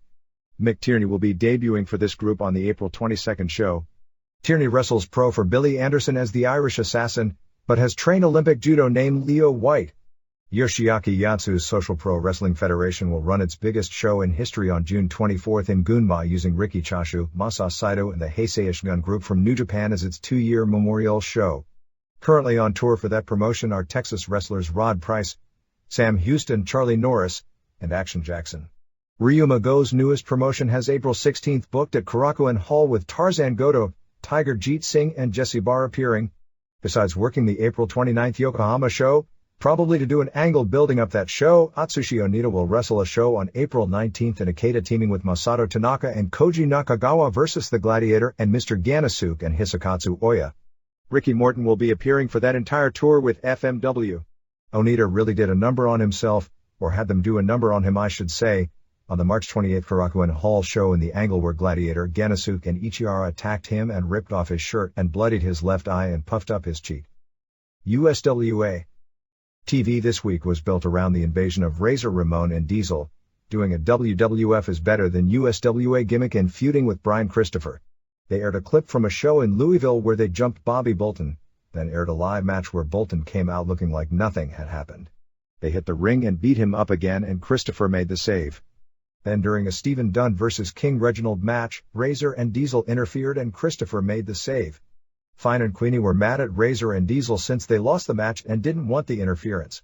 Christopher did an interview and, you guessed it, Razor and Diesel came out again and told Christopher that Jerry Lawler wouldn't help him in this feud since Lawler's loyalties were to the WWF, and not USWA, and Diesel said that it was Lawler who got him into WWF. Lawler introduced him as Isaac Yankem. Later in the show Razor and Diesel began yelling at Bill Dundee and Dundee gave the same interview he's been giving for the past 15 years about not being the biggest and baddest but how he and Lawler have run everyone that was big and bad out of the territory. Razor and Diesel, especially Razor doing the fake Spanish accent, were said to have been really bad on the interviews. Dundee then wrestled Mike Samples, who's now the booker. Razor and Diesel interfered again, and this time it was Samples mad at them because they caused him to get DQ'd. It wound up with all the USWA guys in the studio, like 24 of them, in the ring squaring off with the 2 WWF guys. One of those angles that made NWO babyfaces for so long until they got the clue. Lawler then hit the ring and started talking to the WWF guys and Christopher got mad at Lawler, and started screaming about which side Lawler was on. Next Memphis show will be on April 11th with Brackus and Spellbinder vs. Dutch Mantle and Dundee, Samples vs. Bolton in a taped fist match, Dunn vs. Tank, Flash Flanagan and Billy Travis defend the USWA tag titles against Recon and Interrogator with a losing team having to split up. Lawler vs. Reginald with the unified title up against Lawler getting Queenie for a day. And main event is Christopher vs. Ramon. Reginald did a funny angle to build up for his title shot since his whole gimmick is imitating Lawler. He came out with his own homemade belt except he misspelled unified and it read Unified World Heavyweight Champion. Some notes about the wrestlers here who are under WWF contract and developing. The Commandant, who is the friend of Bret Hart's from South Africa, appears to be a decent run-of-the-mill heel manager. Of the Truth Commission guys, Tank, who used to be Mantor in the WWF, is as bad as ever, maybe even slower than before. The one who is Barry Buchanan isn't good, but is easily the best of the three, and the tall Canadian guy is really horrible. Brackus is surprisingly animated in the ring for a guy who literally had never even seen a wrestling match until a few months ago, but is super green and stiff as a worker. He is a lot better than either Jim Hellwig or Steve Borden were when they came through Memphis in 1985 with a similar level of experience, so who knows. ECW. There was actually quite a bit more going on behind the scenes than in the ring over the weekend. Shane Douglas and Sandman nearly got into another fight, with the heat stemming from last week. Let's just say that every version of the story I get from eyewitnesses differs from the other, but the basic consensus is that last week when Brian Lee and Pitbull No. 2 broke a table, Douglas, who was the promoter of the show backstage, said they should be fired. The word got to Lee, and when Douglas found out, he was screaming about the stooge who told him and how the dressing room had stooges and that's what's so bad about the WWF, etc. Anyway, when it came out that Sandman told him, the two pretty much started to fight and the guys broke them up. Douglas and Tracy Smothers also nearly got into a fight stemming from all that. This week in Scranton, Pennsylvania on April 4th, they did an angle to injure Sandman, who wasn't going to work because of his cracked ribs, and in the angle, Douglas used Sandman's cane on him. Sandman was mad because somebody else was using his gimmick, and backstage the two were about to go at it. At this point, the different versions of the story differ, and it was that they were first held apart, and for whatever reason, some of the guys acting at Peacemakers said screw it and wanted to see them fight. Todd Gordon and or Sabu or Pitbull number 2 were the ones who pretty much broke the thing up when it looked like it was going to happen, depending on which version you hear. Neither guy backed down, although with 1 week to go before a pay-per-view show, the intelligent thing in this situation would have been to avoid the fight, since it would be stupid to risk an injury before the most important show in company history, especially for Sandman, who has never been on a show this big and is already going in with cracked ribs. Paul Heyman spoke to both. He was elsewhere in the building when all this was going on, and got them in a room together for a long time, and they talked everything out. On the same show, Brian Lee suffered a hairline fracture of his C5 and C6 vertebrae in his neck when he landed wrong after getting a DDT from Terry Funk. Lee was wearing a neck brace the next day but still worked his scheduled match with Stevie Richards, which was shortened to about 15 seconds, consisting of a choke slam and a finish. Lee was to see a doctor this week in regard to how long he'll be out of action. Richards and Axel Rotten were both majorly in the doghouse over the weekend, and both jobbed on both shows. Richards is apparently a heat magnet for some reason anyway, and there was some unhappiness over his going on Mark Madden's radio show in Pittsburgh and joking around about going to WCW if they pay him more than what they pay Chris Jericho. Then on April 3rd at the Mid-Eastern Wrestling Federation show in Baltimore, Richards put Disco Inferno over clean to drop the MUF title. There was a lot of heat because of the belief that since he was in a triangle match on a pay-per-view 1 week later where the winner was to get a shot at the ECW, that he shouldn't have done a clean job even though it was an indie show not televised, and by doing so disrespected both ECW and the ECW title belt. There was heat on Axel Rotten both because he was blamed for booking that finish, and also because on the previous Thursday, he worked as security for the Chris Benoit vs. Kevin Sullivan brawl around the building at the Baltimore Arena. Scranton on April 4th drew about 900 fans, with the top matches having Funk and Tommy Dreamer over Lee and Douglas, Dudley's winning a three-way dance over Gangstas and Eliminators for the belts, Taz over Rob Van Dam, and Raven over Richards in an ECW title match. A young kid hit Raven with a chair during their outside-the-ring brawl. April 5th in Queens, New York drew a sellout 800 with a really hot crowd the entire show. Sandman did an angle with Balls Mahoney. After Balls beat Rotten, he challenged anyone in the dressing room to go blow for blow with him in chair shots. He then picked a security guard's pocket and said he was offering $20 if anyone could do it, and there were no takers, then upped it to $30 and no takers. He then swiped a beer and offered $30 and a beer, so Sandman came out. They traded hard chair shots to the head with Balls staggering. Actually, we heard his selling was awful, so Sandman won. The idea is to build Balls up as a guy who is willing to take incredible chair shots to the head, so Sandman will respect him and they'll end up as partners. Dudley's won another three-way dance, which included New Jack leaping off a 15-foot-high balcony with a leg drop on Devon Dudley through a table. New Jack was limping when he got up from the stunt. Funk and Dreamer beat Douglas and Raven in the main event. Sabu and Taz had confrontations both nights. Mikey Whipwreck will probably undergo his reconstructive knee surgery within the next 2 weeks and will be out of action for 6 to 7 months after that point. As of the weekend, the pay-per-view show still hadn't sold out.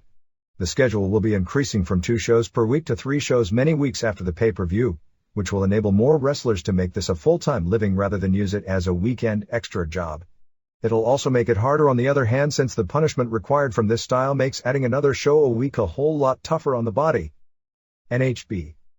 The bill to ban NHB, not only from live events but also events to air on pay-per-view, won approval from committee in the Hawaii State Senate and was considered likely to gain full Senate approval.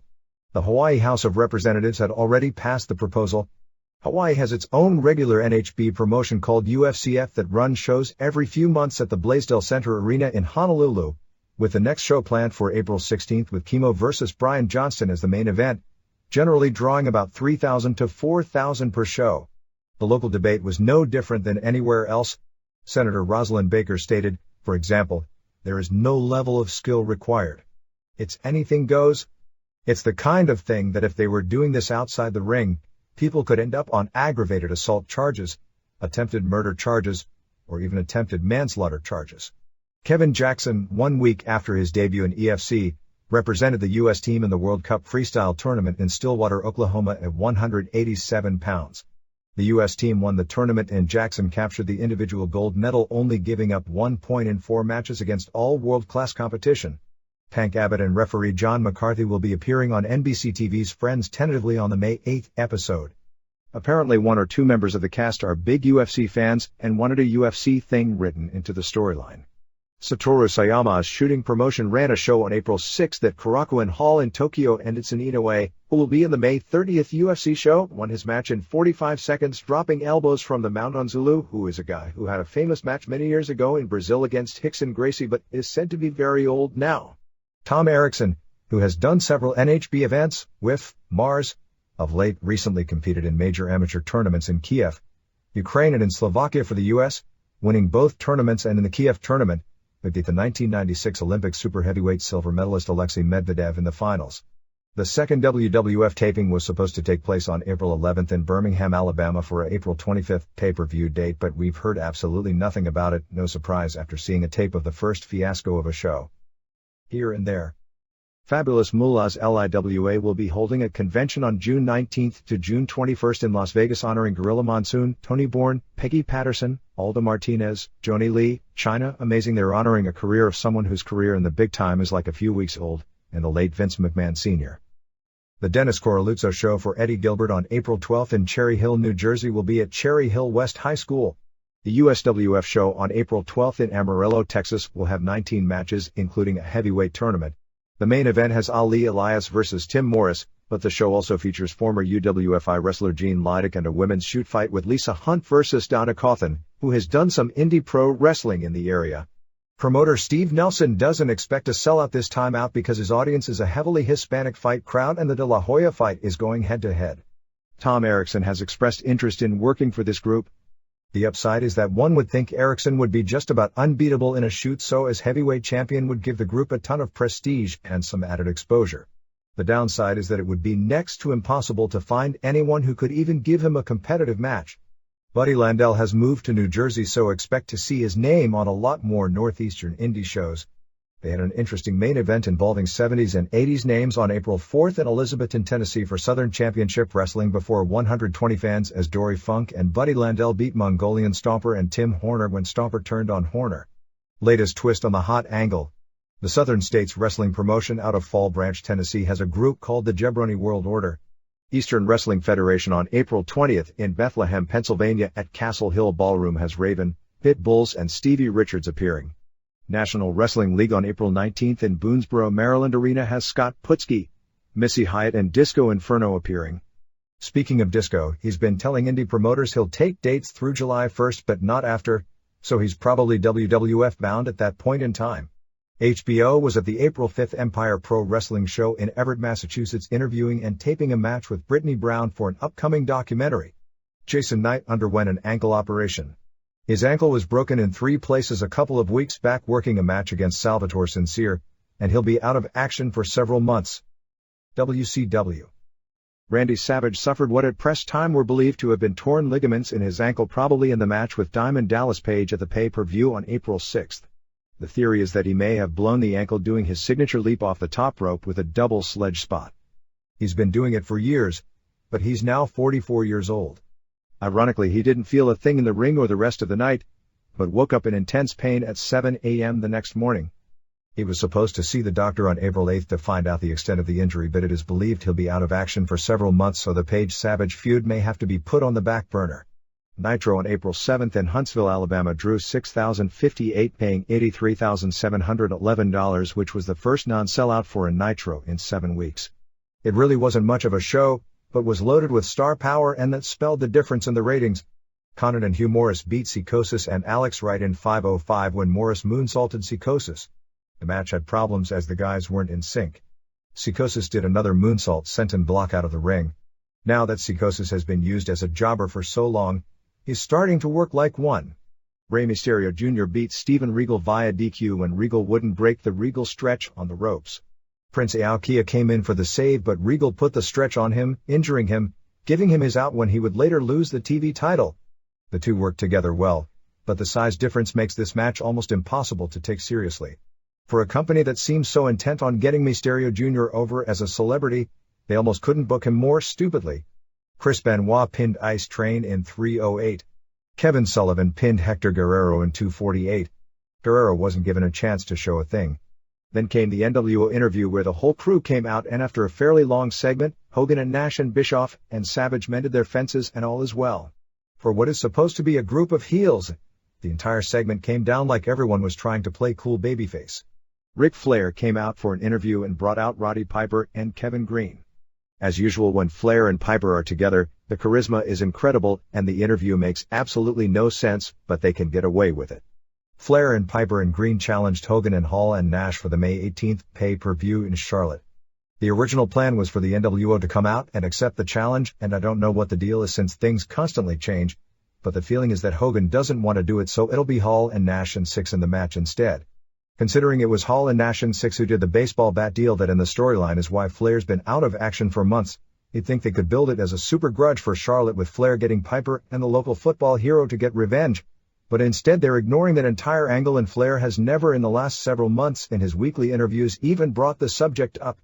Dean Malenko retained the U.S. title, pinning Chris Jericho in 3:02 after a kick to the face. Match didn't have time to develop, so it wasn't as good as it sounds on paper. High Voltage beat Public Enemy when Rage pinned Rocco Rock in 3:06 with a Northern Lights suplex. After the match, PE challenged Voltage to a Philadelphia street fight for the April 14th Nitro in Philadelphia and vowed to go back to their roots and get extreme. Harlem Heat beat Jeff Jarrett and Steve McMichael in a good match. McMichael didn't show up until 7:40 in, at which point Jarrett was getting killed. McMichael got the hot tag in, but then tagged the exhausted Jarrett back in and threw him right into a side kick by Booker T for the pin. After the match, Jarrett and Deborah asked Steve where he was, and Steve, following in the WCW tradition, was apparently supposed to say something to the effect of how mad he was that Flair was teaming with his enemy Green. Anyway, if they put English subtitles under the gibberish McMichael said in that interview, that's the gist of what he was saying. Ultimo Dragon won the TV title from Prince Iaukea in 2:03 after a series of kicks to the injured ribs. It wasn't good either, although the end result of Dragon as TV champion can be a huge positive. Think about this one when you think of how much wrestling has changed in the past 2 years. Think back 2 years ago. Would you think it would be possible for WCW to have a US champ that weighs 190 and a TV champ that weighs 175? I'm not knocking it because they are two of the best wrestlers in the world today, just pointing out how much the business has changed. TV main was supposed to be Scott Steiner versus Giant, however Conan and Hugh Morris attacked Scott before the match and Giant made the save, and the two ran them off and no match took place. Supposedly the two were actually scheduled to do a 5-minute match with the DOD attacking both finish, but they were running long on the show and needed time for the finale. Fans booed pretty heavily that they were screwed out of their main event. Finale was Page doing an interview challenging Savage, who came out on crutches. The rest of the NWO came out and Hogan said he was going to take care of Page himself. At this point Sting came down from the ceiling and threw Page a baseball bat as the show went off the air. In his interview, Page talked about how 2 years ago, who would have ever thought they'd see Page in the main event. Lots of things happening now we wouldn't have believed 2 years ago. Ratings for April 7th saw Nitro with a 3.69 rating and 6.03 share to Raw's 2.19 rating and 3.44 share, so one of the bigger margins ever.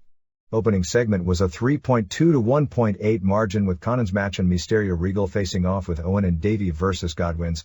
The key matchup was the NWO Summit going head-to-head with Shawn Michaels' long and excellent interview, with WCW garnering a 4.1 to 2.2 edge. WCW actually more than doubled the audience for the next quarter with a 4.0 for the Flair Piper Green interview and Malenko Jericho match to WWF's 1.9 for Headbangers vs. Floyd and Horowitz and the ending of the Michaels angle with Owen and Smith. WWF had a major pickup with a 2.4 for the Shamrock segment, but WCW still did a 3.8 during the same quarter for Voltage vs. PE and the beginning of the Heat match. Another huge edge of 4.3 to 2.2 was most of the Heat match and the post-match Jarrett/MC Michael interview going against a Mankind interview and Vader squash. The lone surprise is that the final quarter, which WCW traditionally owns huge because everyone expects the big Nitro finish, saw them fall to a 3.5 for Dragon Prince, the bad Giant Scott Steiner deal and the finishing angle, while WWF increased to a peak 2.8 for Austin vs. Mankind. Nitro Replay did a 1.5 rating and 3.7 share. Other weekend numbers saw Main Event at 1.3, Saturday Night at 2.7 and Pro at 1.6. For March 31st, Nitro did a 3.49 rating and 5.16 share to Raw's 2.69 rating and 3.89 share. Both numbers on that night were really impressive going up against the Oscars. Raw was carried in the ratings last week largely by Bret Hart Angle making up with his family, The Undertaker Bearer Mankind and the beginning of Goldust vs. Helmsley, although the show ended weak at 2.4 for Bret vs. Rocky Maivia. Nitro peaked at the finish for Steiner's Voltage and the Kevin Nash interview at 3.8, and the second highest ratings at 3.6 were improbably for Debbie Combs vs. Akira Hokuto and Prince Aokiya vs. La Parka. There is tons of behind-the-scenes heat in regard to the different factions. There is the Kevin Sullivan faction and the Hulk Hogan faction, of which Kevin Nash seems to be the most vocal member. The interview Nash did ending the show on March 31st was totally not what it was supposed to be. Sullivan wanted him to do a promo running down Hogan and Bischoff for not being there and going to the Rodman thing instead, which he did, as an idea for a one-week storyline to build up this week's ratings, which it did. But Sullivan also asked him to run down Scott Hall, which he refused to do apparently believing it was some kind of a trick and instead praised Hall and did the rest of his interview talking about little Napoleon Sullivan backstage giving orders.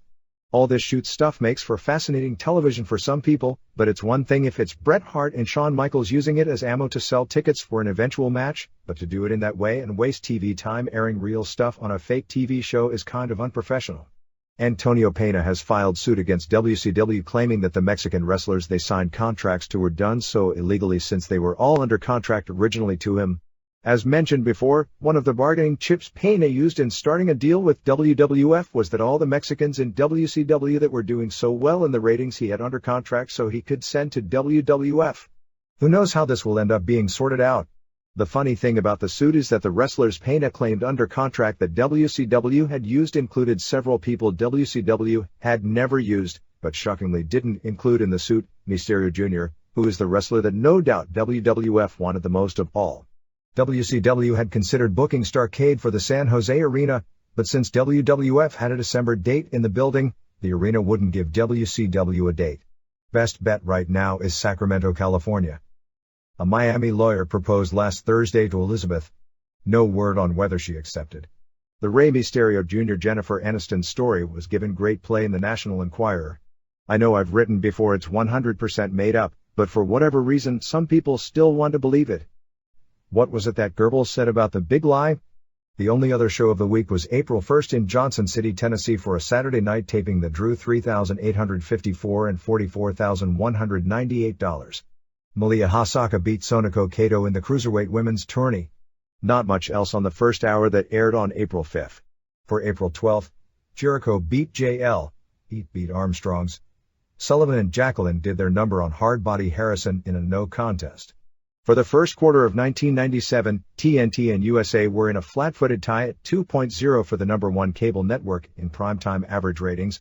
Arnold Anderson's neck surgery to fuse discs was scheduled for April 8th. He'll be out a minimum of 6 months if he can return. Scott Hudson will be working the WCW Pro Show in Chris Cruz's old spot, rather than the main event show as first believed. There was a nasty auto accident before the pay-per-view on April 6th. Regal, Benoit and Nancy Sullivan, yes, they do their angle all the time, were coming from the gym to the hotel when an apparent drunk driver hit Regal's four-wheel drive car that rolled over twice. Nancy was banged up a little and Benoit was bleeding from the hand. That opened up again during the Malenko match, but all were basically fine. Marcus Bagwell is ready to return from the hip injuries suffered on the Japan tour. Rey Mysterio Jr.'s wife gave birth to the couple's first child at 6:30 p.m. on April 5th, an 8-pound, 9-ounce baby boy named Dominic. It was a big joke in the locker room because Rey's boy was bigger than Kevin Nash's boy. From Phil Mushnick in the New York Post, Ted Turner should watch his mouth about last week's mass suicide being a good way to get rid of a few nuts. If not for America's lunatic fringe and the disaffected, his WCW televised pro wrestling would be out of business. Kimona from ECW made debut at the Philadelphia Nitro. WCW sources are claiming an 0.9 buy rate for Uncensored and a solid victory over WrestleMania's 0.77 the next week.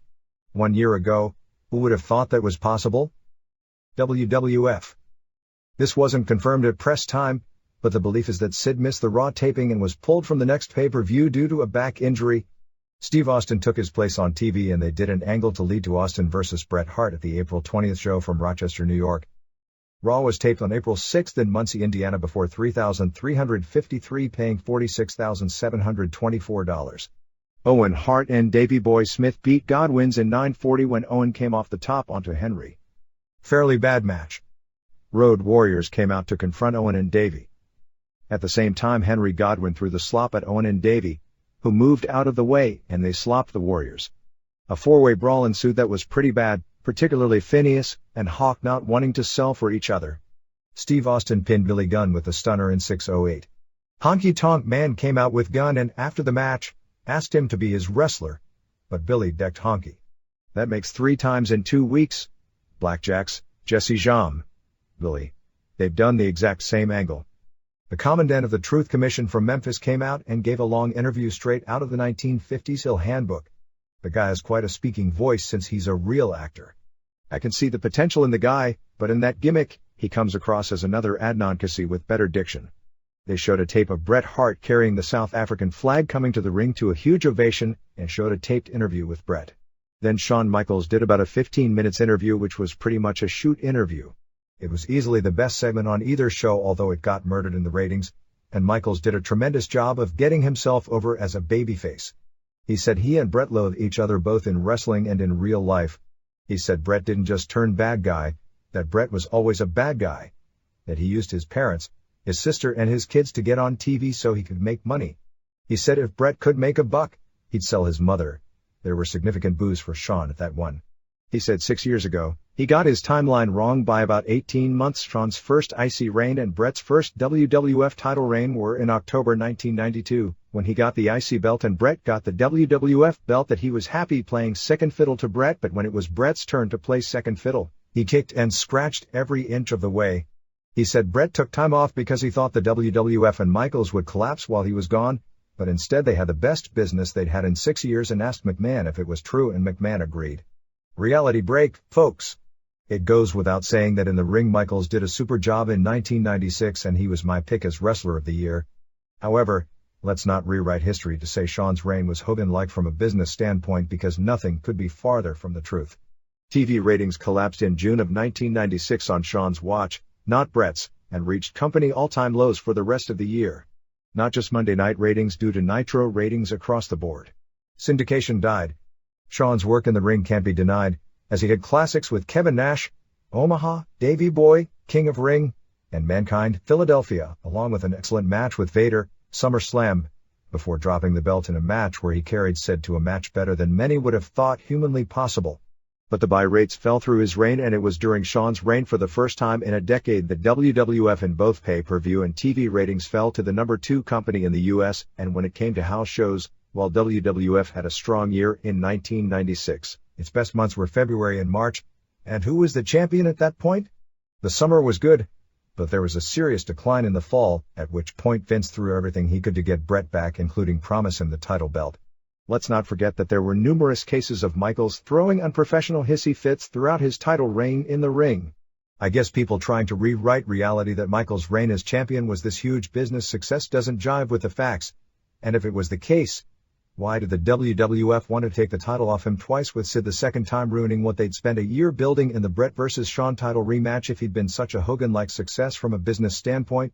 Michaels said that Hart used a rival organization to stab the WWF, who made him, in the back, into upping the money he could get. I sort of call that smart negotiating. He then said Bret can't separate wrestling from real life, he's obsessed with the limelight and the title, and said it used to bother him when fans cheered Bret, but now he realizes fans can cheer for who they want. He said all the superheroes and role models, referring to Hart and Hogan, couldn't live up to it, amen on that, and that he isn't claiming to be a role model, only that if you pay to see him wrestle he'll work harder to give you a good show than anyone. Owen and Davey came out but Shawn held them off with a chair. Headbangers beat Barry Horowitz and Freddie Joe Floyd in 4:32. Ken Shamrock beat Vernon White, a former Pancrase fighter who took second in an NHB tourney in Brazil in November, trained by Shamrock from the Lion's Den, by a tap-out in what was called a no-holds-barred exhibition in 2 minutes. This was real bad. Shamrock has great charisma walking to the ring, but they have no clue how to book him, and this was a major step backwards. There is nothing that looks worse than a fake UFC match. Crowd didn't react and booed the tap out from punches since wrestling fans see it in almost every match as nothing but a transition spot. This needed a submission finish. White needed 9 stitches since the glove punches, even with Shamrock holding back, actually opened his head up badly and they went to the finish before doing a lot of planned spots. The camera shot away from the blood since it wasn't planned, but the rest of the show there were 2 huge splotches of blood all over the mat and there was White's blood all over Shamrock's chest. Vince McMahon plugged the UFC pay-per-view show on May 30th and said that no-holds-barred fighting is really misunderstood by many Americans and talked of it incorporated tactics from wrestling, karate and jiu-jitsu. Vader came out and had a confrontation with Shamrock. Vader then destroyed Frank Stiletto in a style that Shamrock should be using stiff blows, power moves and submissions. Mankind did an interview for his title match which was reminiscent of his Cactus Jack interviews where he talked about being on the road 300 days a year in the main events and making half as much money as pumped up pretty boys make in the first and second matches. With Sid not there, Gorilla Monsoon said Austin would take his place against Mankind, but Austin wouldn't do it unless Monsoon promised him Sid's pay-per-view shot against Bret as well, which Monsoon agreed to. Mankind and Austin had a 2.5 stars match going 13:30 with no decision when Owen Davey, Road Warriors came out and had a standoff and finally Vader hit the ring to attack Austin but instead hit Mankind. Vader and Mankind fought until Paul Bearer soothed things and they hugged afterwards. Good action but very little crowd heat. For the Shotgun tapings, Billy Gunn pinned Floyd. Bart beat Leif Cassidy via DQ and Mankind interfered putting the mandible claw on Bart and Owen and Davey beat Horowitz and Bob Holly. Sonny's Gossip talked about Cornette managing Furnace and LaFon. Let's give away a heel turn before we do it, said Bret would challenge again for the IC title from Rocky and that a 4th member of the Hart Foundation would be a guy who started his career in Stampede Wrestling, Pillman, and talked about another UFC fighter coming in to take on Shamrock making a reference to the Beast, Dan Severn. They taped 2 matches for the April 14th Raw, most of which will be taped in Johannesburg, South Africa. Godwins beat Road Warriors when Davey hit Animal with the title belt and Henry pinned him. Bangers beat Mankind and Vader via DQ. Mankind and Vader teased a split again. After the match Mankind put the mandible claw on one of the Bangers, who spit the kabuki mist in his face. Marcel Avram, the WWF promoter in Germany, was arrested for tax evasion to the tune of $4.8 million. He's being held in prison without bail. Avram is better known as a concert promoter and his arrest made a lot of newspapers in the US not because of the WWF connection, but because he has a Michael Jackson tour next month. The Bret Hart episode of The Simpsons will be April 27th. The second Kuwaiti Cup bracketing from April 9th to April 13th, and first round being Tiger Ali Singh vs. Cassidy, Holly vs. Billy Gunn, Smith vs. Diesel, Mankind vs. Phineas Godwin, Sid vs. Floyd, Bart Gunn vs. Vader, Bret vs. Austin and Owen vs. Henry Godwin. WWF had expressed interest in using Atsushi Onita, however Onita had no interest in wrestling in the US. However, Wing Kanemura of FMW, who is a good worker, is expected to get an interview and possibly a tryout in early May. The only reports we have from South Africa this past week is that the April 1st and April 2nd shows in Cape Town both did about 80 to 85% capacity, and the shows the rest of the week were all basically sellouts. The TV tapings in Johannesburg is being done in a 16,000-seat outdoor stadium. Expect Yokozuna back this summer with tons of weight shed. May 17th in Madison Square Garden has Undertaker and Sid vs. Mankind and Vader. Bret and Owen and Davey vs. Warriors in Austin. Maivia defends IC against Savio Vega. Ahmed Johnson vs. Farouk and Hunter Hearst Helmsley vs. Goldust. Weekend numbers saw Live Wire at 1.1 and Superstars at 1.3. Sports Illustrated in the scorecard section on May 31st ran a piece with a photo of Undertaker with New Jersey Governor Christine Whitman when Whitman signed the bill eliminating the $100,000 tax on televised wrestling matches in conjunction with wrestling no longer being regulated by the Athletic Commission. The story claimed pro wrestling wasn't holding events in New Jersey, which as anyone who follows wrestling knows is hardly the case. WWF didn't do any TV tapings or PPVs in Jersey because of the tax and promised the Continental Airlines Arena Summer Slam as the favor for the tax being rescinded. The story claimed WWF had to concede what they were doing wasn't sport to get out of the tax, as if WWF hadn't conceded it wasn't sport years ago. The story claimed, pro wrestling had long tried to insult everyone's intelligence by claiming that matches were genuine contests and that practitioners were true athletes.